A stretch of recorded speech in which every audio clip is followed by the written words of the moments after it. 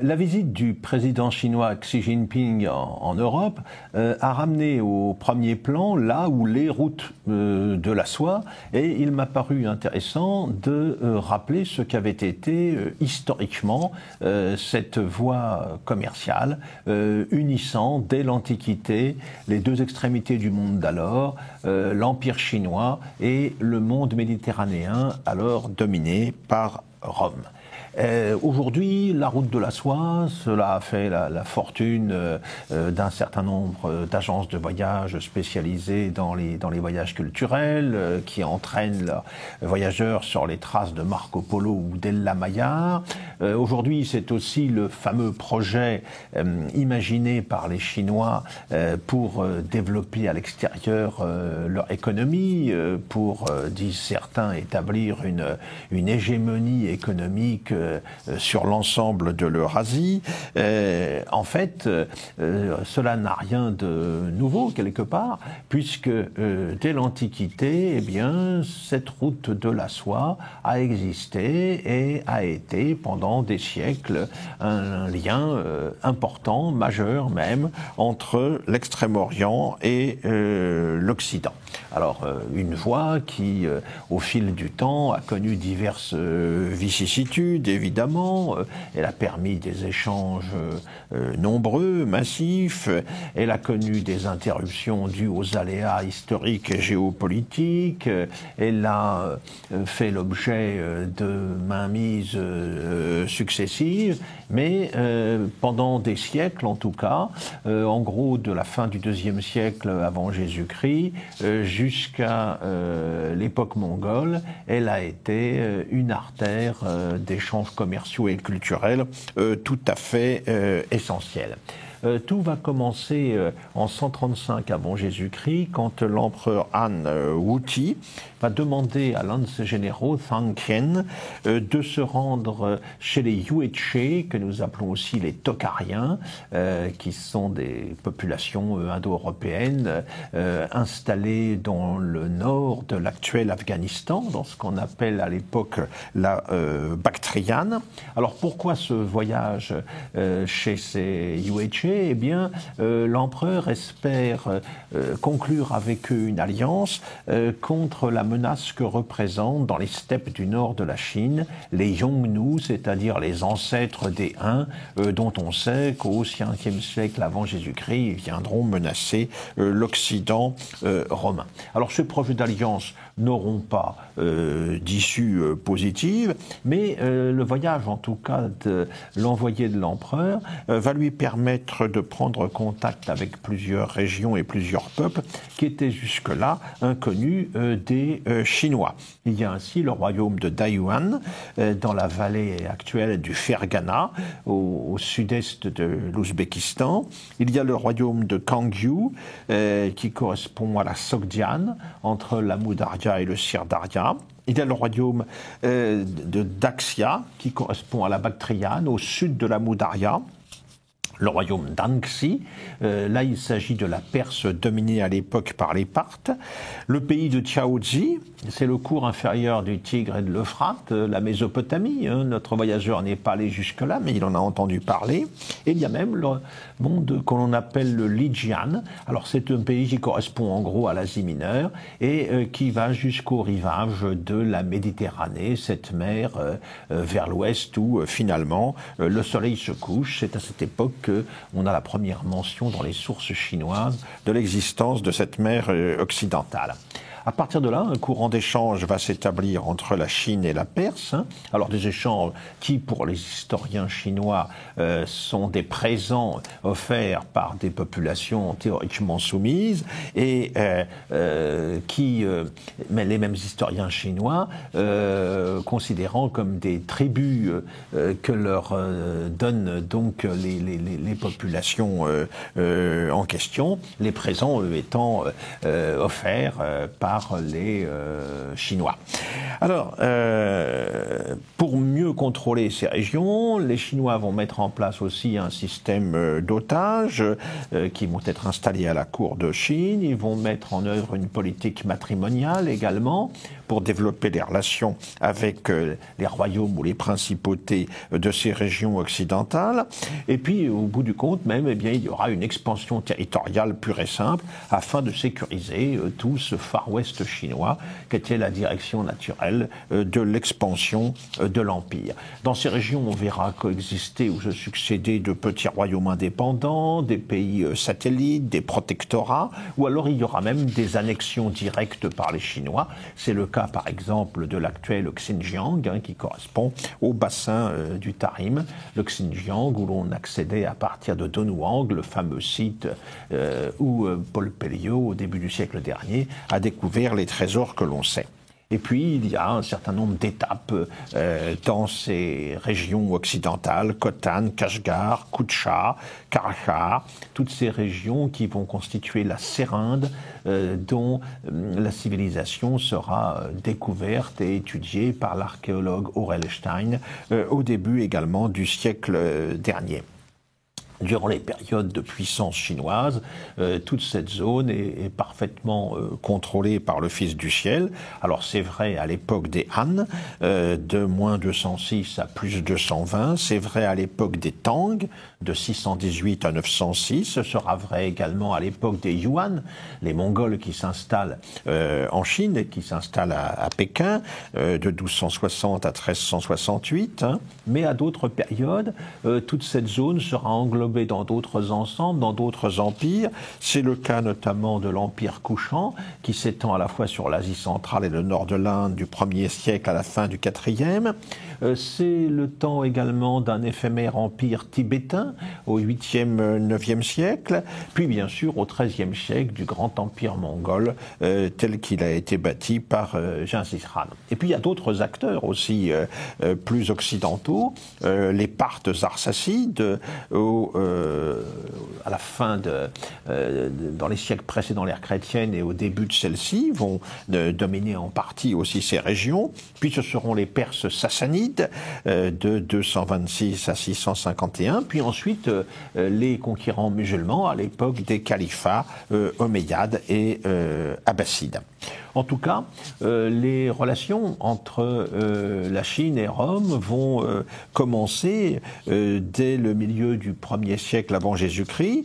Les Romains alors contrôlent la Méditerranée orientale, s'avancent au Proche-Orient, engagent la lutte contre les Parthes, et c'est à cette époque, notamment lors de la bataille de Car, qui verra la défaite des Romains et la mort de Crassus, lors de cette bataille de Car, que les Romains découvriront la soie dont étaient faits les étendards des armées parthes. Alors les échanges vont s'établir, les Parthes cherchent à contrôler ceux-ci, ces échanges entre l'Est et l'Ouest. Il y a aussi des échanges qui s'établissent par la mer Rouge, à travers la côte occidentale de l'Inde, la côte de Malabar, et puis aussi l'île de Ceylan, d'une manière de contourner l'obstacle que représentaient les Parthes ou les Perses. Alors pourquoi ces échanges? Quel intérêt y trouvaient notamment les Romains puis les Byzantins après eux? Eh bien, ils étaient acheteurs de la soie chinoise, qui a été le produit par excellence qui a permis l'établissement de liens réguliers entre les deux extrémités du monde de l'époque. Comment s'opéraient ces échanges? Eh bien, par des caravanes qui suivaient des itinéraires déterminés par la géographie et par la saison, à un rythme d'environ 25 à 30 km par jour. On considérait à l'époque qu'il fallait entre 7 mois et 1 an de voyage pour gagner le Moyen-Orient ou le Proche-Orient depuis la Chine. Il fallait franchir des obstacles redoutables, les monts Tian Shan, le Pamir, les monts Kuen-Lun, les montagnes du Karakoram au sud-ouest de l'Himalaya, donc des montagnes qui étaient des obstacles redoutables, mais aussi, surtout même, des déserts. Après les immensités désolées du Gobi, il y avait les véritables déserts complètement vides du Lobe-Nord ou du Taklamakan, celui-ci occupant la dépression du Tarim. Il fallait compter aussi avec les dangers que représentaient les brigands, l'Occident, avec les situations conflictuelles, les guerres qui pouvaient survenir dans la région, ce qui fait que souvent on a préféré à l'époque recourir à la voie maritime grâce aux ports indiens que les Romains nommaient Barbaricum et Barigaza et qui se trouvent sur la côte de Malabar, sur la côte occidentale du subcontinent indien. Et il y avait aussi, je l'ai évoqué tout à l'heure, le relais que représentait l'île de Ceylan. Alors, quels étaient les produits qui circulaient sur cette route de la soie? Eh bien, ce précieux tissu de luxe, bien sûr, d'abord, qui était utilisé, bien sûr, pour fabriquer des vêtements luxueux, mais également qui était utilisé comme une valeur refuge, un produit auquel on attribuait un prix évidemment considérable, d'autant que la Chine de l'époque gardait jalousement le secret de fabrication de ce précieux produit. On voyait circuler aussi sur la route de la soie, en direction cette fois de la Chine, des chevaux, ceux que les Chinois avaient découverts au Ferghana, qu'ils appelaient les chevaux célestes, car des chevaux bien plus grands que les petites montures dont ils usaient d'habitude, des chevaux qui allaient leur fournir le moyen de constituer une cavalerie lourde importante, évidemment, pour leurs armées. Mais il y a aussi des pierres précieuses, du coton, des fourrures, des produits métallurgiques, dont des armes, de l'argent, du cuivre, en direction de la Chine, des verreries aussi, qui viennent de Syrie ou d'Alexandrie, en direction de l'Ouest, des épices, de l'encens, de la myrrhe, voire des arbres fruitiers. Alors les marchands jouent évidemment un rôle très important, même si on le connaît mal, sur cette route de la soie antique. On a un lointain témoignage à travers le voyage de Marco Polo, mais qui survient seulement au XIIIe siècle, c'est-à-dire en plein Moyen-Âge. Il faut compter aussi avec le trafic d'esclaves, qui n'est pas négligeable. Les esclaves, ce sont des prisonniers de guerre, ce sont aussi des populations civiles qui sont razziées par les conquérants. Alors ces esclaves, parmi eux, on retient particulièrement les artisans qui sont recherchés pour leur savoir-faire. C'est ainsi que la fabrication du papier va se développer à Samarcande et de là va gagner l'Occident, l'Europe, à partir de l'époque des croisades, avec toutes les conséquences que l'on sait, notamment après l'invention de l'imprimerie. Et puis il y a aussi, bien sûr, ce fameux produit précieux que constitue la soie. Les Chinois, très longtemps, se sont efforcés de garder et de conserver les secrets de fabrication, mais la sériculture va finir par apparaître plus à l'ouest, notamment à Byzance, au VIe siècle, pour gagner l'Europe occidentale, l'Italie d'abord, la France ensuite, au XIe et au XIVe siècle respectivement. Cette route de la soie, elle sera aussi un axe qui va permettre aussi le déplacement, si l'on peut dire, des religions, des grandes religions de l'époque. Le bouddhisme, né en Inde, va ainsi gagner la Chine quelques siècles plus tard, en suivant cette route de la soie. Et il en ira de même du manichéisme oriental, du christianisme nestorien, plus tard évidemment de l'islam. Il faut rappeler que les musulmans ont été arrêtés en Asie centrale en 751 à la bataille de Talas. Tout cela a laissé des traces, notamment l'expansion du bouddhisme, avec les fameux colosses de Bamiyan détruits par les talibans, avec les fameux voyages des pèlerins chinois Fayen et Yuanzhang quelques siècles plus tard. Cette dimension religieuse, c'est aussi évidemment un point important dans l'histoire de cette route de la soie.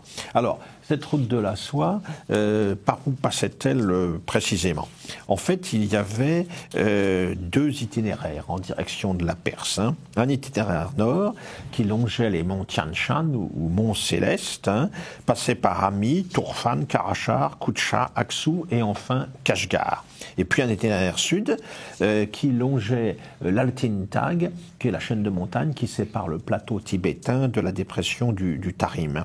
Et puis là, on partait de Dunhuang pour gagner Miran, Khotan, Yarkand et enfin arriver à Kashgar. Et à Kashgar, là, il fallait franchir le Pamir. Et à partir de là, on pouvait gagner le Fergana et puis la Perse, ou alors on pouvait s'orienter vers le sud, vers le nord de l'Afghanistan, franchir l'Hindoukouche, et puis gagner les fameuses passes de Khyber qui permettaient d'accéder au bassin de l'Indus et au subcontinent indien. Alors, il n'y avait pas seulement ces routes très septentrionales. Il y avait aussi une route de Birmanie qui permettait de gagner l'Inde, mais elle était peu pratiquée à cause des difficultés que présentait le relief et la couverture végétale, une jungle difficilement pénétrable. Et puis il y avait évidemment la voie maritime que nous avons déjà évoquée dès la fin du 1er siècle après Jésus-Christ. Les Gréco-romains connaissaient l'océan Indien, la mer Érythrée, disait-on à l'époque, et cet océan Indien, ils avaient su identifier le phénomène des moussons pour en profiter pour naviguer vers l'Inde. Alors on partait ainsi de la mer Rouge, des côtes d'Arabie pour aller vers l'Inde. La soie arrivait en Inde, soit par la route de Birmanie que j'évoquais tout à l'heure, mais surtout par la route qui allait de Bactre à Taxila, dans l'actuel Pakistan, après avoir franchi l'Himalaya et l'Hindoukouche. Et puis il y avait une route maritime aussi qui partait du sud de la Chine, franchissait le détroit de Malacca et gagnait la côte indienne de Coromandel à hauteur de l'embouchure du Gange. Puis de là, la soie était transportée à Bari-Gaza, sur la côte de Malabar, la côte occidentale. Et puis des navires la portaient vers le golfe Persique ou vers la côte du Yémen, ou alors vers Bérénice, qui était un port de la mer Rouge, sur la côte égyptienne de la mer Rouge. Alors, dans ces différents cas, à partir de la Mésopotamie, eh bien, la soie gagnait Antioche et Tyr par la vallée de l'Euphrate, Palmyre, bien sûr, et Doura, Europos. Dans le deuxième cas, quand la soie arrivait sur les côtes du Yémen, eh bien, elle gagnait Pétra en Arabie, pour gagner ensuite Antioche. Et puis, quand elle arrivait à Bérénice, sur la côte égyptienne, elle gagnait la vallée du Nil pour atteindre Alexandrie. Alors, cette route maritime était plus sûre, mais en même temps, elle était beaucoup plus longue à parcourir. Et alors que la voie continentale, à condition que la sécurité pût y régner, eh bien, était quand même beaucoup plus rapide. Le parcours, le voyage était plus rapide à effectuer. Et alors, quand les périodes de paix générale parvenaient à s'installer, c'était la route continentale qui l'emportait. C'est vrai, par exemple, au cours du IIe siècle après Jésus-Christ, l'Empire couchant, fondé par des Tochariens et des Sasses, par des peuples des steppes, s'est installé sur le nord de l'Inde et sur l'Asie centrale. Donc il y a une paix régionale là, tout à fait propice aux échanges. À la même époque, c'est le temps de la Pax Romana à l'ouest. Les Parthes qui sont installés en Perse assurent aussi la sécurité de la région. Et en Chine également, la situation paraît stabilisée. Alors la route continentale connaît dès lors un nouvel essor qui permet les échanges depuis la capitale d'Iran jusqu'à Antioche. 7 mois de voyage selon le marchand grec Titianos. Alors là encore, on retrouve les mêmes produits, des bijoux, des verres colorés allant vers la Chine, de la soie, des épices venant d'Orient vers la Méditerranée, avec des caravanes qui ne faisaient pas tout le parcours. On faisait en gros la moitié de celui-ci de chaque côté. Et là, il y a une population qui jouait le rôle d'intermédiaire et qui a profité de ces échanges. Ce sont les Sogdiens. La Sogdiane qui correspond en gros à la région située entre Amu Darya et Sir Darya aujourd'hui. Alors, cette période de prospérité ne va pas durer. À partir des 3e, 4e siècles, l'empire Kushan est détruit par les Huns Hephthalites. En Occident, Rome est sous la pression barbare sur le limès rhéno-danubien. Elle doit compter maintenant avec la Perse sassanide qui représente un danger très important. Il y a des troubles dans l'empire chinois. Du coup, c'est la route maritime qui redevient dominante.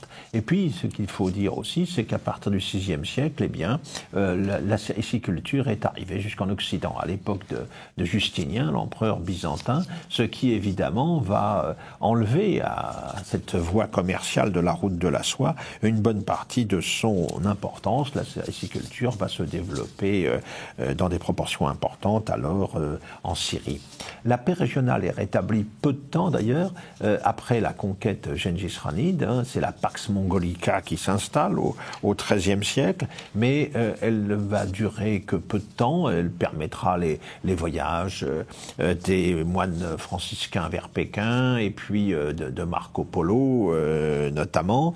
Et puis ensuite, eh bien, il y a quand même une longue période de chaos qui s'installe avec des empires éphémères successifs dans ces régions. Et au XVe siècle, il y a une nouvelle route qui se met en place pour assurer les liaisons avec l'Orient. C'est la route maritime ouverte par les Portugais. C'est la période où la caravelle l'emporte sur la caravane. Et c'est la période où la Chine se replie sur elle-même, d'abord à l'époque de la dynastie des Ming, qui abandonne ses ambitions maritimes alors qu'elle avait envoyé des flottes de jonques en direction de l'Afrique à travers l'océan Indien, et puis surtout à l'époque de l'Empire et surtout à l'époque de l'Empire mandchou. C'est une époque nouvelle qui commence. L'histoire de la route de la soie semble s'arrêter à ce moment, mais elle connaît une toute nouvelle actualité avec la Renaissance chinoise que l'on a observée depuis la fin des années 1970.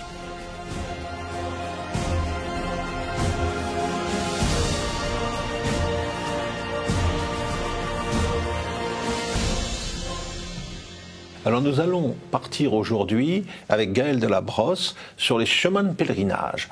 Car Gaël Delabrosse, qui dirige la revue Chemin d'étoiles, est une spécialiste d'abord du pèlerinage de Compostelle, mais elle a également engagé une réflexion beaucoup plus générale sur le phénomène pèlerin, sur l'itinérance, sur la marche, et ce qu'elle peut apporter sur le plan spirituel. Et donc nous allons nous retrouver au croisement de l'histoire et de la signification que peut revêtir aujourd'hui ce phénomène du pèlerinage. Mais tout d'abord, je vous signale un certain nombre d'ouvrages qui sont dus à notre invité. D'abord, le guide des chemins de pèlerinage, Saint-Jacques-de-Compostelle, Rome, Jérusalem, le Mont-Saint-Michel, Tours, Assise, le Trau-Braise, Rocamadour, Chartres, paru aux éditions de la Renaissance, en liaison avec la revue Le Pèlerin, revue pour laquelle travaille Gaël Delabrosse. Je vous signale aussi son petit livre de la marche aux éditions Salvator, où on donne la parole à un certain nombre de personnalités qui ont un rapport particulier avec la marche. Entre autres, je n'en citerai que deux qui sont bien connus du grand public, l'explorateur polaire Jean-Louis Etienne ou Sylvain Tesson, auteur récemment des Chemins Noirs, qui est un ouvrage qui a obtenu un très grand succès. Également, et là nous revenons sur le chemin de Compostelle, des brèves des chemins de Compostelle qui paru aux éditions Suzac. Alors c'est un ouvrage de forme tout à fait originale. C'est une sorte de pot-pourri dans lequel on va trouver à la fois des anecdotes, des portraits de personnages, des poèmes.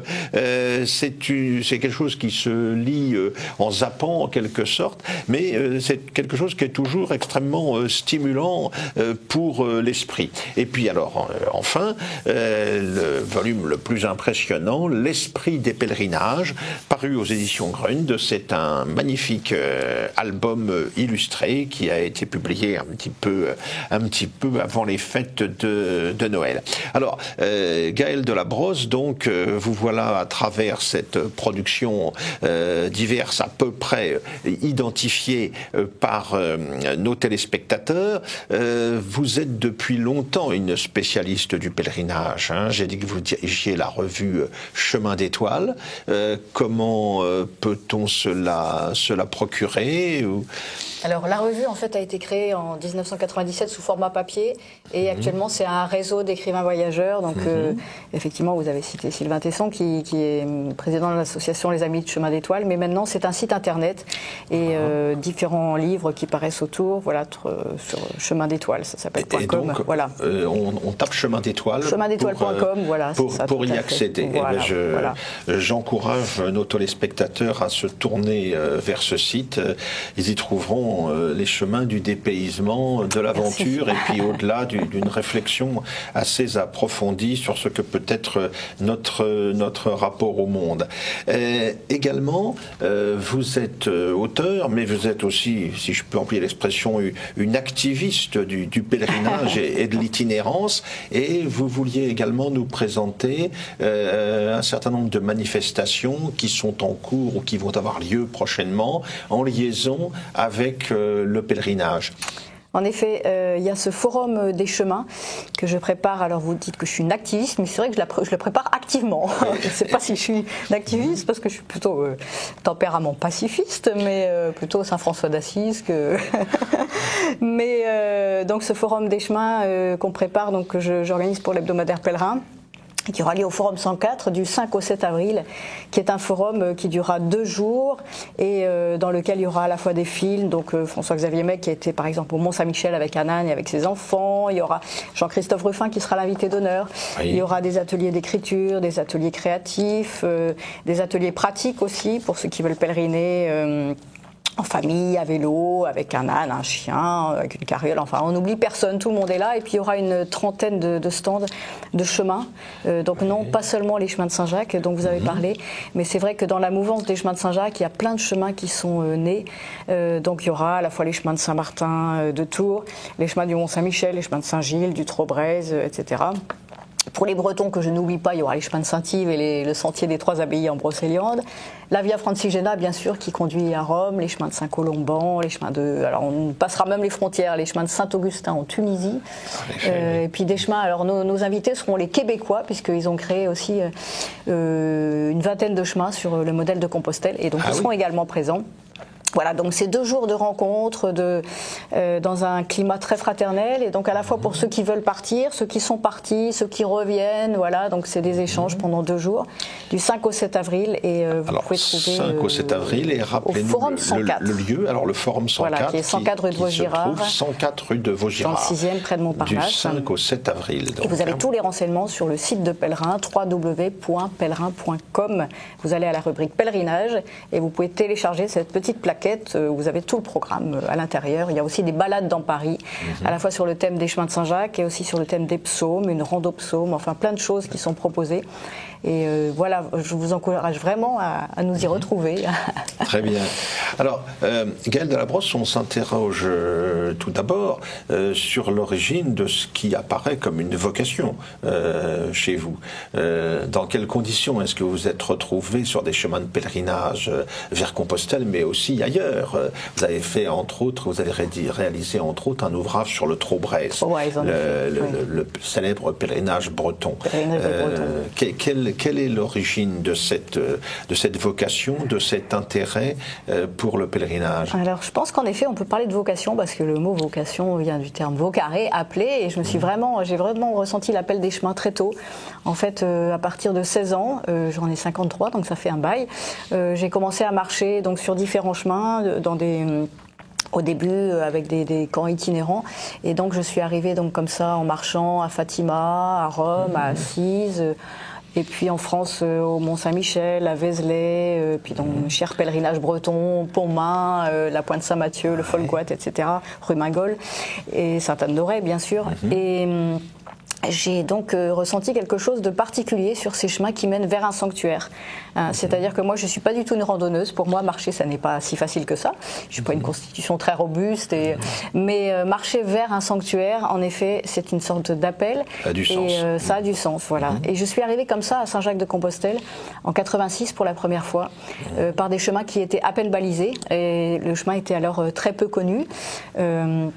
Je rappelle qu'en 30 ans, la progression des chemins de Saint-Jacques, il a été donc multiplié par, on est arrivé à 300 000 pèlerins, donc il a été multiplié par 30. On est passé de 3 000 à 300 000 pèlerins qui arrivent à Compostelle. Donc ça veut dire qu'il y en a beaucoup plus sur les chemins. On ne compte pas ceux qui font certains segments chaque année. Ouais. Tout à fait. Entre Le Puy et Moissac, par exemple. Voilà, tout à fait. Oui.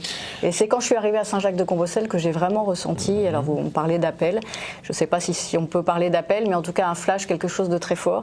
Et depuis, donc, je consacre ma vie à ces chemins de manière professionnelle et aussi bénévole, bien sûr, mais à la fois à travers l'édition, à travers l'écriture, à travers le journalisme, vous l'avez dit, et puis à travers l'organisation de manifestations, parce que ayant fait un certain nombre de chemins moi-même, j'ai envie de partager ce que j'y ai découvert et puis d'y inviter, si je puis dire, le plus grand nombre de personnes à y cheminer. Et vous avez organisé, je crois, des pèlerinages un petit peu insolites. Vous m'avez parlé d'un parcours entre Saint-Jacques-de-Compostelle et Częstochowa en Pologne, mais qui a été réalisé par des moyens originaux. Un peu originaux. C'était pour une association où je travaillais, donc où j'ai travaillé pendant 7 ans, à laquelle je dois beaucoup, la Guilde européenne du raid. Et Patrick et Chantal Edel. Tout à fait. Et on était parti donc de la ville de Saint-Jacques-de-Compostelle, qui était le lieu des dernières Journées mondiales de la jeunesse. C'était en 91, pour arriver à Częstochowa en Pologne, où le pape Jean-Paul II attendait les pèlerins pour la Journée mondiale de la jeunesse de cette année-là. Qui suivait, Et donc, en fait, entre ces 4000 km, j'avais rassemblé un patineur de chaque pays de la communauté européenne. Donc, quand je parle de patineurs, c'est vraiment des patineurs professionnels ils ont fait le parcours en patin à roulette. Parcours en patin à roulette, voilà, sauf 2 transferts qu'on a fait sur des autoroutes. Mais, et donc, ils sont vraiment, ce qui est intéressant, c'est qu'ils sont partis randonneurs et ils sont arrivés pèlerins. Et c'est souvent ce qu'on dit sur les chemins, c'est qu'on peut partir randonneur, on peut partir avec, en se fixant un défi sportif de kilomètres, un certain nombre de kilomètres à parcourir dans la journée, et puis on arrive vraiment pèlerin, il y a quelque chose qui se passe sur le chemin.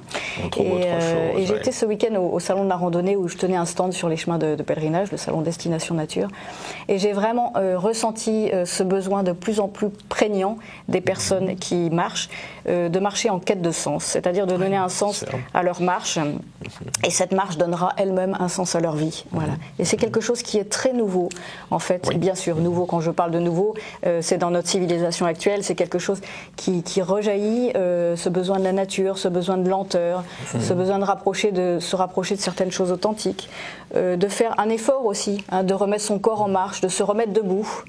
Nous qui sommes tout le temps derrière notre ordinateur ou sur notre siège de voiture ou de vélo dans le meilleur des cas. Voilà.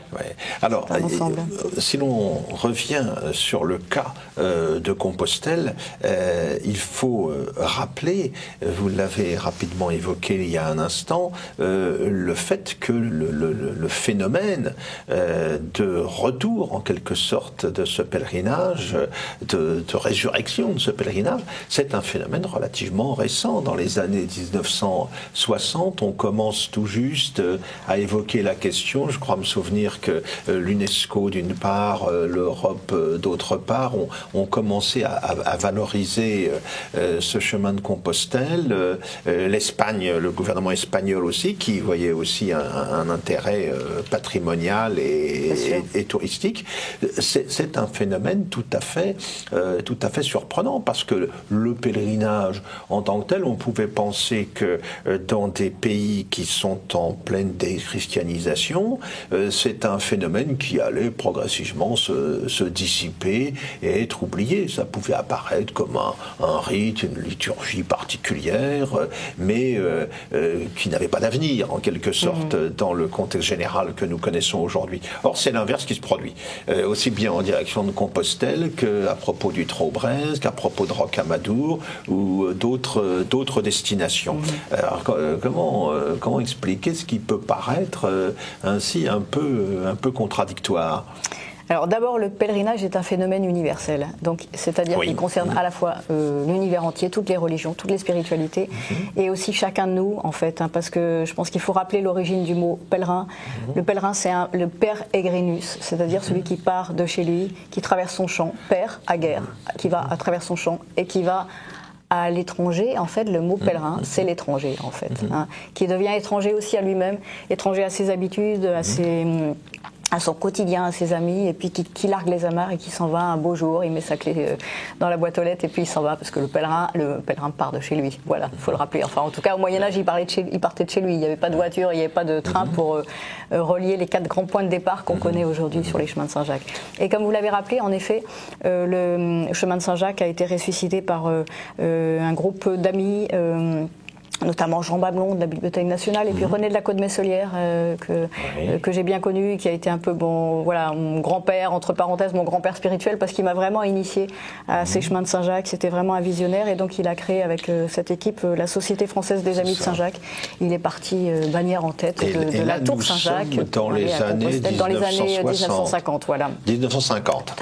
Donc un phénomène contemporain tout à fait récent. Voilà. Alors, vous disiez, le pèlerinage, c'est un phénomène universel, oui, parce qu'on en a dans toutes les grandes traditions religieuses, de l'Inde à la Russie, en passant par le Proche-Orient ancien, etc. Mais c'est un phénomène également très ancien, puisque dès l'époque proto-historique au moins, on a identifié des lieux de pèlerinage, Stonehenge en Angleterre, la Vallée des Merveilles dans les Alpes du Sud, et dans l'Antiquité, on pense bien sûr à des pèlerinages comme Épidore en Grèce. Donc c'est une réalité anthropologique qui est vraiment inscrite au fond de l'homme, de l'humanité, de manière générale. Oui, tout à fait. Et donc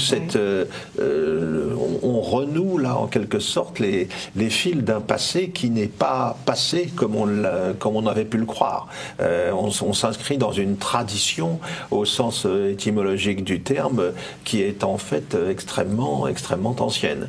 Oui, de tout temps en fait l'homme a eu besoin d'aller se ressourcer. Maurice Barrès a cette belle expression, les lieux où souffle l'esprit. Et tous ces lieux que vous avez cités et que je connais aussi, Stonehenge, c'est vrai, quand on y est, on ressent vraiment quelque chose de particulier. Est-ce que c'est l'énergie des lieux? Est-ce que c'est le fait que... Il y a des lieux porteurs de sacré, exactement, porteurs de lumineux. Voilà. Ce sont des aiguilles d'acupuncture entre le ciel et la terre. Et d'ailleurs, c'est pas pour rien qu'il y a à cet endroit-là souvent des pierres levées. C'est une matérialisation du lien, du sacré en fait. C'est une sorte d'appel de l'homme vers le ciel. Et l'importance des sanctuaires d'altitude aussi. Et oui. L'importance de la montagne dans le paysage sacré. Et je ne sais pas si vous avez remarqué, souvent les lieux dédiés à Saint-Michel, les lieux sanctuaires michaéliques sont en hauteur. Sont en hauteur. En Bretagne, on a le mont Saint-Michel de Braspar, mais il y a bien sûr le mont Saint-Michel, qui est une petite montagne. Et puis il y a le Mont Dol. Le Mont Dol. Non loin du mont Saint-Michel. Qui est aussi un des trois rochers. On a la trace en pierre de l'archange, qui demeure. Et c'est vrai avec le Monte Gargano également dans les Pouilles, en Italie. Voilà. Mais alors ce qu'il faut rappeler aussi, c'est que le pèlerinage aujourd'hui rencontre donc un très grand succès, mais dans des conditions, il faut quand même le rappeler, qui sont un peu plus confortables que ce qu'elle était au Moyen-Âge, en ce qui concerne le pèlerinage de Saint-Jacques. Saint-Jacques, c'est à pied de Paris, c'est 4 mois de marche. Moins que ça, beaucoup moins à pied. À pied, oui, beaucoup moins. À pied. 2 mois et demi, on va dire. 2 mois et demi, oui, parce qu'en fait, il faut quand même de la santé là. Voilà, il faut donc le pèlerinage en Espagne, si on prend le Camino Frances, qui est le plus connu, c'est 800 km, donc c'est grosso modo un mois de marche. Quand on fait 25-28 km par jour. Et puis ensuite, quand on part de la Tour Saint-Jacques, et oui, parce que les Parisiens qui passent devant la Tour Saint-Jacques ne savent pas forcément que c'était donc les vestiges du clocher de Saint-Jacques de la Boucherie. C'est ça. Et donc ensuite, on monte la rue Saint-Jacques, on passe par Montrouge, où il y a l'église Saint-Jacques. Saint-Jacques-du-Haut-Pas. Saint-Jacques-du-Haut-Pas, d'Alto Passo, qui était en fait un hôpital, en effet. Par la rue qui s'appelle aujourd'hui encore la rue Saint-Jacques, d'ailleurs. Exactement, voilà. Et donc on met le cap vers la lointaine Galice. Donc ça, c'est un des points de départ actuels. Après, il y a donc le Puy-en-Velay qui est le plus connu et le plus pittoresque, on va dire. Voilà, on prend ce GR65 parce qu'en fait, c'est des chemins qui sont balisés, il faut le rappeler. Donc c'est assez facile actuellement de marcher sur ces chemins. Il y a des gîtes d'étape, il y a toute une infrastructure qui favorise la marche, en fait.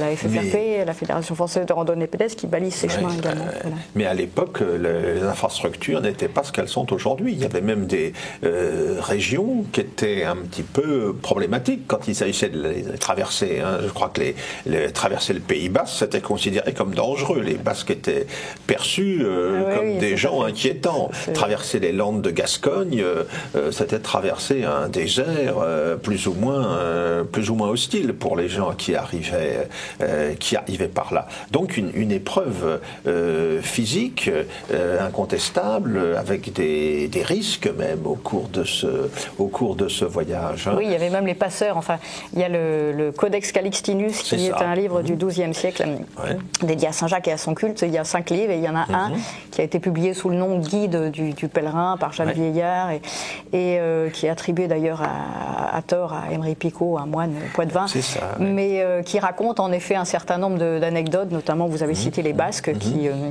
sont pas très enclins à accueillir les pèlerins, ou du moins ils les aiment bien pour d'autres choses, ils aiment bien les trousser, et les passeurs aussi, hein, les passeurs qui faisaient passer les rivières, qui faisaient passer la souvent, ils surchargeaient le bateau, hop, et puis ils pouvaient ensuite détrousser aussi. Voilà. Alors en fait le phénomène pèlerin s'est installé progressivement. Le premier pèlerin français, c'est le Xe siècle, c'est Godescalque, l'évêque du Puy. C'est lui que l'on perçoit comme le premier pèlerin français qui se rend à Compostelle. Il faut rappeler peut-être que c'est au début du IXe siècle que l'on a découvert en cet endroit, donc en Galice, un tombeau, un mausolée d'époque romaine, et on a attribué ce tombeau à Saint Jacques, qui selon la tradition aurait été l'évangélisateur de l'Espagne. Et il va être très vite l'objet d'un pèlerinage, d'abord local, et ensuite il faut bien comprendre aussi le contexte politique de l'époque, qui fait que les petits royaumes, le royaume asturien d'abord, le royaume de Castille, le royaume de Navarre, qui se trouvent sur la route de Compostelle depuis les Pyrénées, vont trouver intérêt évidemment à attirer des pèlerins occidentaux, notamment français, pour se rendre en Galice, parce que c'est l'occasion d'avoir là une voie commerciale intéressante, une occasion d'échange. C'est par là qu'arrivent aussi des chevaliers français, bourguignons notamment, qui vont combattre aux côtés des chrétiens dans le contexte de la reconquête espagnole, un contexte de reconquête auquel participent tout à fait les personnages de Saint-Jacques, puisque le Santiago Matamoros, le Saint-Jacques tueur de morts, il apparaît à plusieurs reprises lors de batailles décisives de la reconquête, à Clavijo, plus tard à Las Navas de Tolosa, pour donner la victoire aux chrétiens, ce qui fera de Saint-Jacques le saint national de l'Espagne, vers lequel les Espagnols se tourneront naturellement quand ils vont conquérir le Nouveau Monde. Leur cri de guerre, c'est Santiago a Helios. Il y a une dimension là aussi qu'il ne faut pas négliger de l'essor du culte de Saint-Jacques. Alors, ce pèlerinage, il va connaître son apogée au XIIe siècle. Là, ce sont des milliers de pèlerins qui se dirigent vers la Galice. Il va y avoir un passage à vide, en quelque sorte, 14e, 15e. C'est la crise de l'Occident, la peste noire, la guerre de 100 ans en France, la guerre civile en Castille. Et puis, ce que l'on ignore souvent, il y a un renouveau spectaculaire du pèlerinage à l'époque moderne, au XVIe, XVIIe. Et il faut rappeler d'ailleurs que la façade de la cathédrale de Saint-Jacques de Compostelle, elle date de cette époque-là. La cathédrale était un sanctuaire très important, évidemment, dès le Moyen-Âge. On peut encore admirer son magnifique tympan roman, mais à l'intérieur du narthex. Mais la façade elle-même, elle est contemporaine de l'époque moderne. Et puis, il y a un point également, je pense qu'il faut rappeler à ce propos. c'est l'attitude de l'Église elle-même vis-à-vis du pèlerinage en général et celui de Compostelle entre autres, parce que ça peut surprendre parfois. Alors justement, quelles ont été les réserves de l'Église vis-à-vis de ce phénomène pèlerin? Alors justement, donc au moment de la contre-réforme, notamment catholique, il y a eu un rappel du thème du pèlerinage intérieur. En fait, l'Église disait que c'était pas la peine d'aller sur les chemins. D'ailleurs, ils préféraient peut-être garder leurs ouailles dans les églises aussi, plutôt que... Et donc, ce thème du pèlerinage intérieur que l'on retrouve actuellement. Et c'est vrai que l'Église a mis assez peu de... c'est assez récent, en fait, l'intérêt de l'Église pour le pèlerinage, notamment de Saint-Jacques. Il y a donc les évêques qui ont créé une pastorale récemment sur les chemins de Saint-Jacques avec une association Web Compostela. Mais ça a été effectivement assez. À part les Journées mondiales de la jeunesse, vous avez rappelé les grandes dates de l'essor des chemins de Saint-Jacques. Il faut citer effectivement le pape Jean-Paul II, qui a. C'était en 89, ces Journées mondiales de la jeunesse qui ont été aussi une des grandes dates avec 87, pour rappeler donc l'essor des chemins de Saint-Jacques, 87 proclamations par le Conseil de l'Europe des chemins de Saint-Jacques, premier itinéraire culturel du Conseil de l'Europe, 89 les Journées mondiales de la jeunesse et 93 l'UNESCO en fait qui a également labellisé au patrimoine mondial les chemins de Saint-Jacques, d'abord en Espagne, puis en France. Voilà. Et donc tout ça est quand même assez récent et c'est vrai que l'Église s'est tout au long de l'histoire un peu méfiée de ces chemins parce qu'on ne savait pas trop. Une sorte de survivance païenne ancienne. Elle ne voyait pas tellement le rapport avec les textes évangéliques proprement dit, sans doute aussi. Voilà. Et les seuls moments où en fait l'Église avait un contact avec les pèlerins, c'était quand ils s'arrêtaient dans les sanctuaires pour vénérer les reliques. Et là, il y avait tout à travers l'histoire, bien sûr. Les pèlerins n'allaient pas tout droit comme ils vont aujourd'hui en suivant les balises. Ils allaient en suivant les reliques des sanctuaires. Donc il y avait déjà ce qui a actuellement les personnes les pèlerins qui font le chemin du Puy-en-Velay, ils passent parfois par Rocamadour, c'est une variante, mais au Moyen-Âge, ils faisaient déjà bien sûr le détour pour aller à Rocamadour, s'incliner devant la Vierge Noire. Nous avons là un autre cas intéressant, nous avons beaucoup parlé de Saint-Jacques de Compostelle, mais le renouveau du pèlerinage de Rocamadour, c'est aussi quelque chose d'assez spectaculaire, et c'est alors relativement récent, là, c'est depuis une vingtaine d'années, je suppose à peu près. Oui, alors on allait toujours à Rocamadour, c'est un des grands sites de tourisme spirituel, bien sûr en voiture, en car, voilà. Mais il y a une personne qui s'appelle François Serra qui a réactivé en fait un vieux chemin qui part de Bénévent-l'Abbaye et qui traverse donc Bénévent-l'Abbaye qui est dans la Creuse. Voilà. Et donc il arrive à Rocamadour et donc il y a de plus en plus de personnes il y a aussi un chemin des moines de Conques à Rocamadour qui est en train de le réactiver et donc c'est de plus en plus et c'est vraiment ce phénomène qu'il faut circonscrire le phénomène pèlerin qui fait qu'on n'a plus on veut mériter son lieu, on veut mériter son sanctuaire, on n'y arrive plus en voiture, mais on veut faire au moins un petit bout de chemin à pied. Et c'est pour ça que dans ce guide des chemins de pèlerinage, je cite des chemins d'un jour, des chemins de pèlerinage d'un jour, parce que les sanctuaires ont vu que c'est quelque chose qui marchait, au sens propre du terme, qui fonctionne. Saint-Jacques, c'est un modèle qui marche. Et donc que ce soit à Ars, à Lourdes, à Lisieux, à Alençon, ou dans 15 autres lieux sanctuaires bien connus, ils ont créé eux-mêmes des chemins où on peut marcher pour arriver au sanctuaire. Voilà. Faire un effort en fait pour avoir cette rencontre dans le sanctuaire qui est très particulière. Et alors on peut rappeler aussi, parmi ces chemins, celui du Traubrez que vous connaissez bien et que l'on peut parcourir en reliant les lieux qui correspondent aux les sept évêchés, les sept grands évêchés du...